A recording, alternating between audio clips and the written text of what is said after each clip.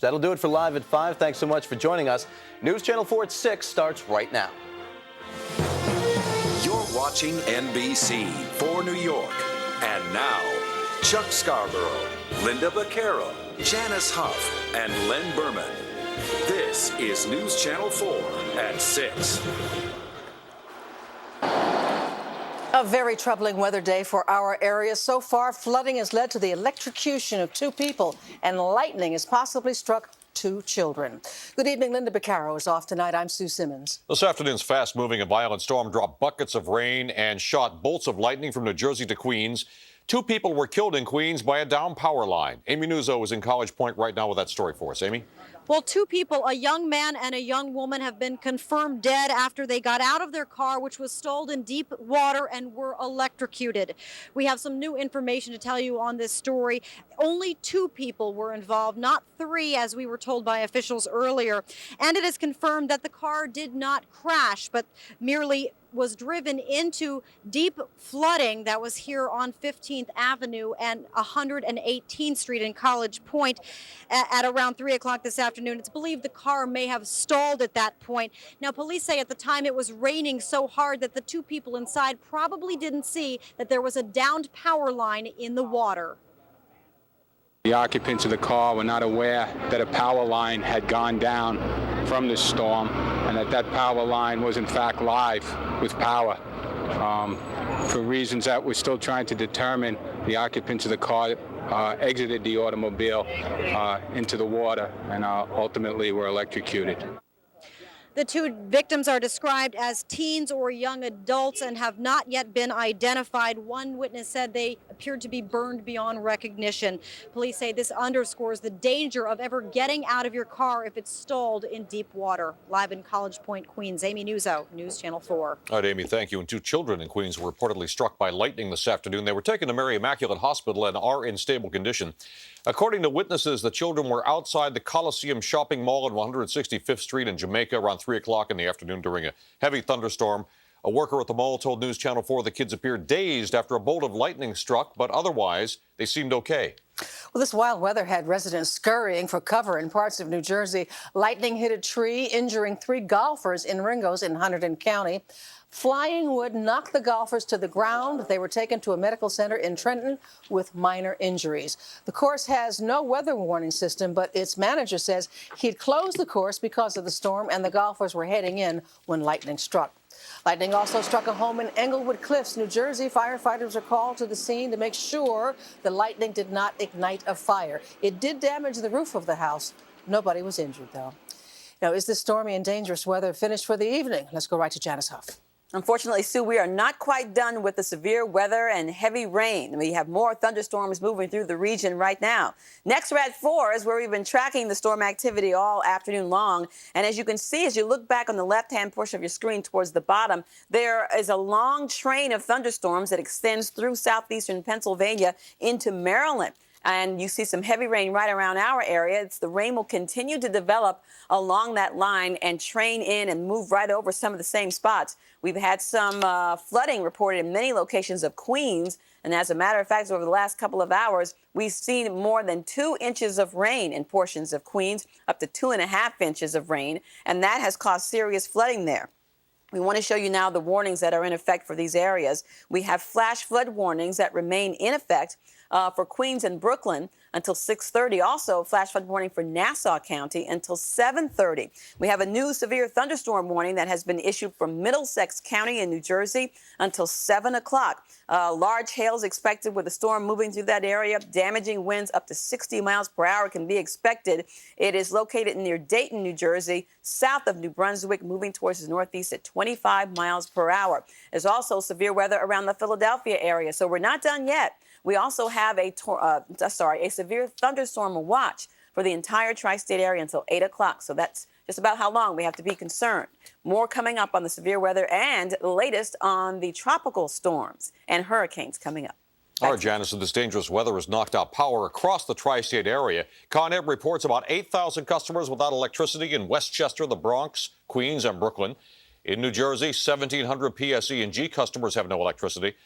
And the Long Island Power Authority reports more than 3,500 are without power. There are also heavy delays at the airports because of the rain. At Newark and LaGuardia, expect 3-hour delays on arrivals, 2 hours on departures. At Kennedy Airport, there is at least a 2-hour wait for arrivals, but we're told departures are on time. If you're traveling tonight, it would be a good idea to check with your airline first. Hospitals and ambulance operators in New Jersey are being warned that they could be terrorist targets. The state health department has told hospitals to improve security and be prepared to become secondary targets in the wake of a large-scale attack. We have more from New Jersey reporter Brian Thompson. This mirror on wheels is used at a vehicle checkpoint in front of Trinitas Hospital in Elizabeth. Random searches of vehicles include a check of trunks.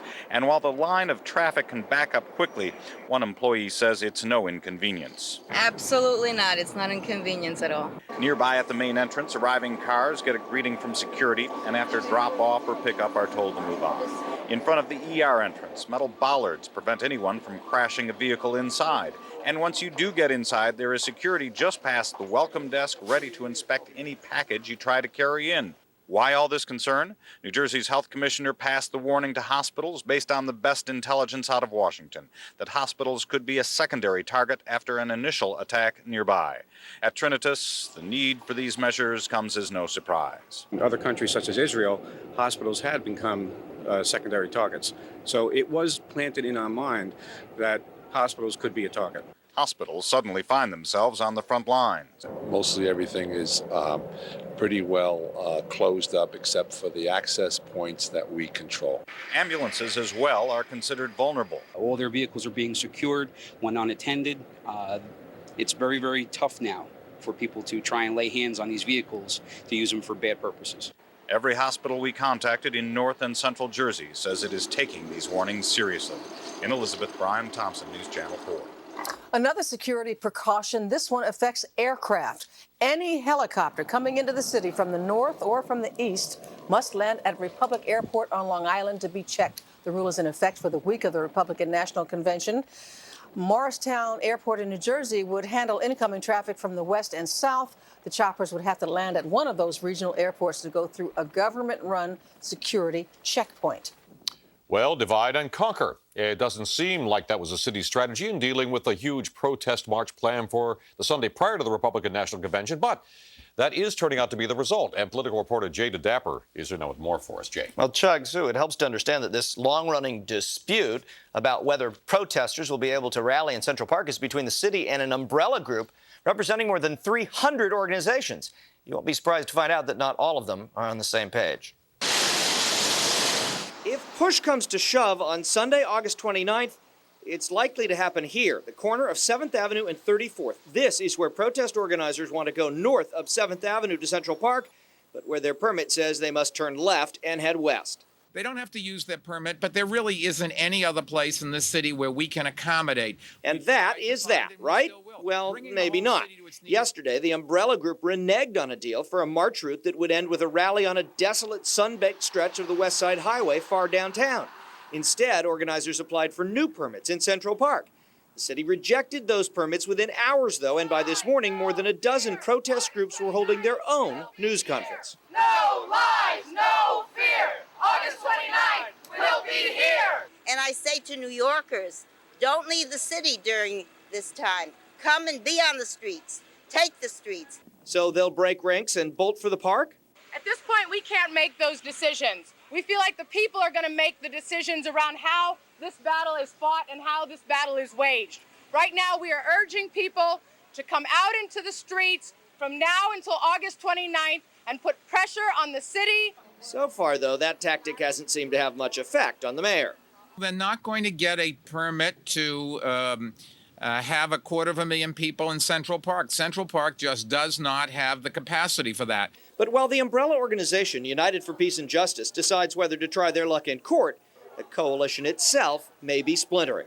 We're not suggesting that we or any one coalition controls what everybody does. That's one of the challenges of living in a democracy.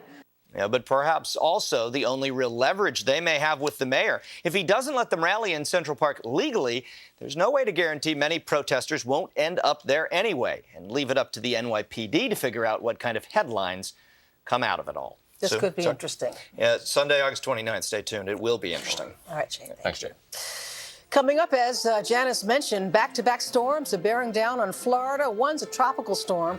The other is already a hurricane. And a very sad day for many teachers in Westchester. Hundreds have lost their jobs today. They are packing up their belongings. Have a story idea to share? Call News Channel 4 tip line toll free at 866-639-7244 or log on to WNBC.com. Let News Channel 4 work for you. Thursday, millions voted. Now, find out who will be the last comic standing. All right! A night of all-new comedy and last season's finalists. Holy smokes! With big-time performances. A standing ovation for the fat guy walking. Thanks. One stage, one winner. When is this over? This is it. Who will be the last comic standing? Thank you. Thursday night, 9/8 Central on NBC. Police in Queens are trying to solve a double murder tonight. The bodies of two men were found around 9 this morning in tall weeds in a Ridgewood parking lot. Police say the men appear to be Latino in their late teens or early 20s. The men's hands were bound behind their backs with duct tape. They were shot execution style. Police believe the men were killed elsewhere and their bodies were dumped in the lot. As the state's fourth largest school district continues to crumble, the Yonkers City Council has announced it will meet tomorrow night for a critical budget vote. In years past, the state's come through with money, but this year is different, and today teachers were told to pack up their classrooms and leave. Here's Westchester reporter Kendra Farn. Imagine for a moment, after years of coming and going every day to the same job, your daily routine suddenly comes to a halt. Your job taken away. Mark Bukowski doesn't have to imagine, it's his reality. He was told to pack up today. After 8 years of what I think has been good work and achieving good things for the kids here, to have to come in and in one fell swoop just clean out every souvenir of my time here, it was trying. It was very trying.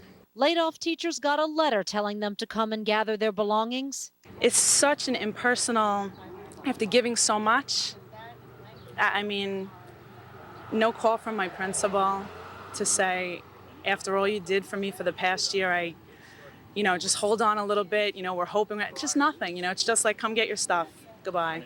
It's just very, very rough on everybody that's here. Of the $50 million shortfall, $34 million have already been cut by eliminating 464 positions. The state will reportedly be coming through with $9 million, which leaves another $7 million to be cut. The superintendent says that means more than 100 more positions will go, all of them teachers, many in core subjects like math, science, and English. Still, this music teacher refuses to close up shop. I wasn't going to do it today, because I'm holding out hope. Could things still change for the better? Possibly. The state budget won't be finalized until the end of the week, and the Yonkers City Council has until Sunday to approve its budget.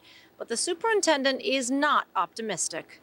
Any way that the people who boxed up their stuff in the classrooms today would be unpacking it in a couple weeks because they'd be reinstated? No. In Yonkers, Kendra Farn, News Channel 4. Coming up, a hurricane, a tropical storm. Rough weather's headed for Florida. Janice Huff is next. And getting service for a broken computer can be expensive and frustrating. You will cringe when you hear what one woman went through. We'll be right back. The stars of Sin City on high alert. From TV's Las Vegas to CSI. Are they living in fear of terrorism? Then Royals gone wild. How William and Harry are living their summer on the edge. Next Extra. Tonight at 7, only on NBC4. Tonight, Tom Brokaw from the Olympic Village in Athens talks one-on-one with 19-year-old American swimming sensation Michael Phelps. NBC Nightly News tonight. Whether you use your computer for bill paying or for research or for entertainment, there are few things more frustrating than that dark screen and a disabled hard drive. Ace is here with a look at how one woman dealt with it. And like so many of us, she decided to go for the reassurance and the comfort level of dealing with a local store, although as it turned out, that comfort level didn't last very long. When Victoria Graziosi decided to finally make that big computer purchase, she went to one of the gateway country stores. Because I felt if something went wrong with the computer, especially if it was out of warranty, that I could bring it back to the store personally and have it fixed there. When a power malfunction rendered her machine inoperable, she made a discovery. I actually went to the Gateway Country Store to find out that the country store was no longer there. Gateway closed 180 stores last March. The machines are still being sold and serviced at the company's Dallas repair facility. So I called customer service to see about mailing the computer back, and they gave me a price for it, which was a couple $100. After thinking about it for a few days, she called back, which was more expensive, about $350. Gateway told us later the two different price quotes reflect two technicians giving a best and then a worst case scenario. She shipped the computer to Dallas, where the repair issue was rendered moot when Gateway misplaced her computer. You know, I feel I spent $1,600 of my hard-earned money on this computer, and I couldn't even speak to someone who was in charge and even voice my frustration with the company. We did speak with someone in charge, and we were told that Victoria's case is unique. And to keep her business, they sent a brand new top-of-the-line Gateway with even more features than the previous one. So she is happy tonight. Gateway computers can now be purchased at places like Best Buy, but the old retail places are still closed. They are still repaired, though, via mail by the company in Dallas. And a spokesperson told us that closing the stores was tough, but they are definitely a viable computer company and still going strong. All right. That's one of the downsides of the cyber age, because it's harder and harder and harder to get a hold of an actual person to complain to if you have a problem. It really is, and we felt bad, but we're glad we came up with a solution for her. Thanks, Asa. Okay. All right, Asa. Let us turn now to Janice Huffis, who had a very, very busy day today. Busy weather here in the tri-state area and reports from the tropics. We have Bonnie and Charlie, a tropical storm and a hurricane, respectively. We'll show you what's happening coming up in just a moment. Right now, we'll take you outside and show you what's happening. Our weather here has been rather stormy today. We've had severe weather all around the tri-state area and lots of heavy rain and flooding. Mostly cloudy in the city now. It's rather quiet for the moment, 72 degrees. Back to the tropics briefly now. We'll show you the two storms. This is Bonnie over the Gulf of Mexico. It is south of the Florida Panhandle, but moving in that direction. It's expected to intensify. Could become a minimal hurricane before making landfall on Thursday afternoon near Panama City, Florida. Hurricane warnings are in effect from Northwest Florida in case you're traveling there or know someone who's down that area. Same thing down towards Jamaica. Hurricane warnings for Jamaica and the Cayman Islands as they are feeling the brunt now of Hurricane Charlie. Could reach the southwest Florida coast, the Florida Keys, by 2 o'clock on Friday. So two big storms that we're watching very carefully for you. Now, here we're watching severe weather this afternoon.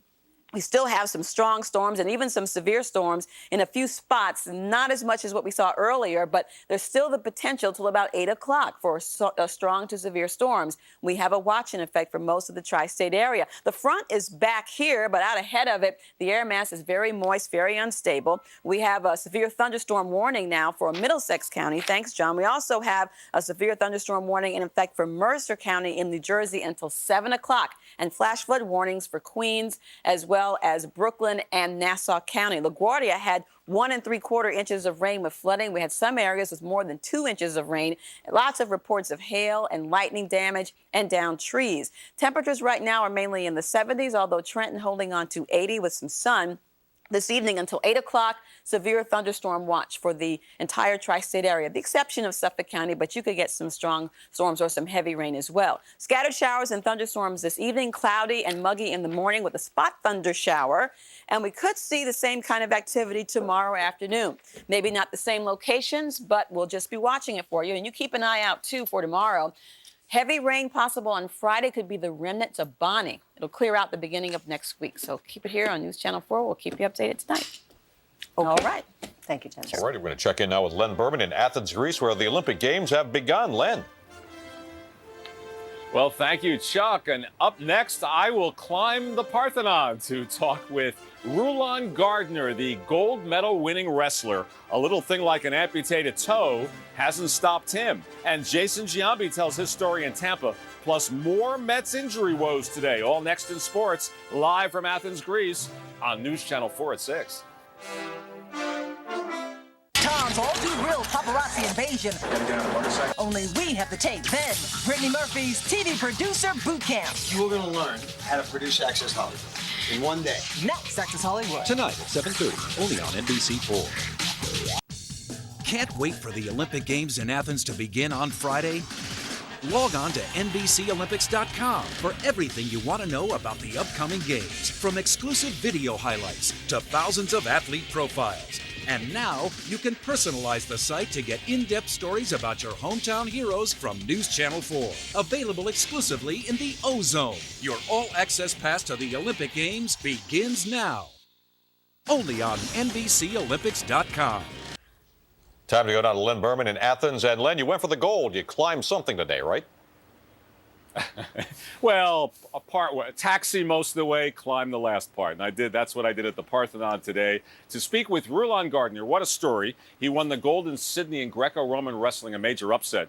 2 years ago, though, in a snowmobiling accident, he lost a toe to frostbite. We talked this morning at the Parthenon. Everyone knows about the snowmobiling accident where you had the toe amputated and the motorcycle crash and the basketball accident. My goodness, what's the matter with you?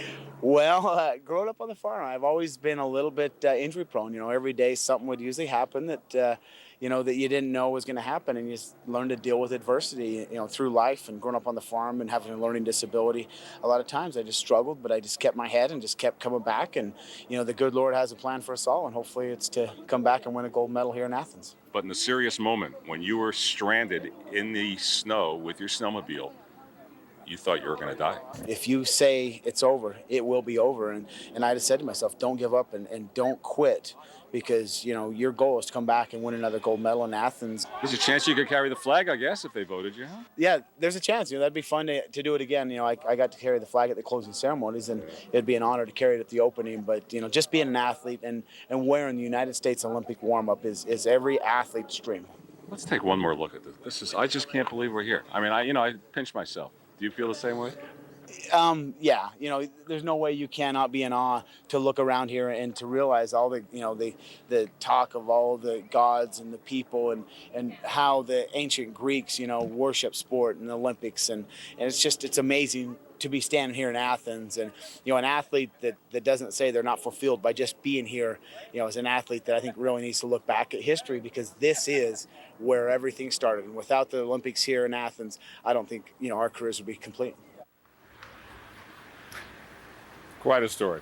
All right, win or lose, this will be Rulon Gardner's swan song. Olympic competition actually did begin today on the island of Crete. The U.S. women's soccer team beat Greece 3-0. Mia Hamm had a goal and an assist. Serena Williams has dropped out of tennis a day after Jennifer Capriati did the same. So that's really it from Athens. Am I a typical New Yorker? I've never been to the Statue of Liberty, but I have now walked inside the Parthenon. Deb Kaufman back in the studio with more sports. Deb, have you ever been to the Statue of Liberty? I have not. You and I will go together when you come back from Athens, okay? Okay. From Athens to Tampa now, where Jason Giambi spoke for the first time since doctors discovered he had a benign tumor. The Yankees' first baseman was mum on details, but did say he plans on coming back this season. He just doesn't know when. When you're a player that is expected big things from, and I expect them from myself also, to be that player and be that big guy to hit in the middle of the lineup, you know, that's what I need to be, and that's what they need me to be. So hopefully it'll be quick, but I really don't have a timetable for you guys. The Yankees are in Texas tonight. From the Mets, Mike Piazza goes on the DL with inflammation in his left knee. They're home for the Astros tonight, where Matt Ginter will start in place of Tom Glavine, who is still recovering from yesterday's taxicab accident. Today at St. Patrick's, mourners had a chance to say farewell to longtime Mets broadcaster Bob Murphy. Mike Piazza, John Franco, and Al Leiter, over 1,000 people paying their final respects. Ralph Kiner, Murphy's broadcast partner for over 40 years, had a unique relationship with him. I never had a brother when I was growing up, and we sort of became like brothers over the years. Most people know him as they saw him. He had no pretense. He was a type of person that kept his emotions on his sleeve. The skies opened up outside while everybody was inside for the service. It was kind of neat. All right. Thanks, Deb. Thank you, Deb.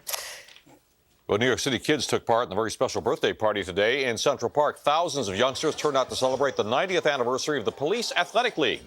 They enjoyed themselves playing street games like Double Dutch, And there was even a talent show where the kids could strut their stuff. Founded in 1914, the PAL is the largest independent nonprofit youth organization in New York City, serving 70,000 boys and girls each year. You do double dutch, don't you? A little bit, but I heard you were a champion. Oh, yeah. Tell us what's next on NBC Nightly News. Don't giggle too hard. All right.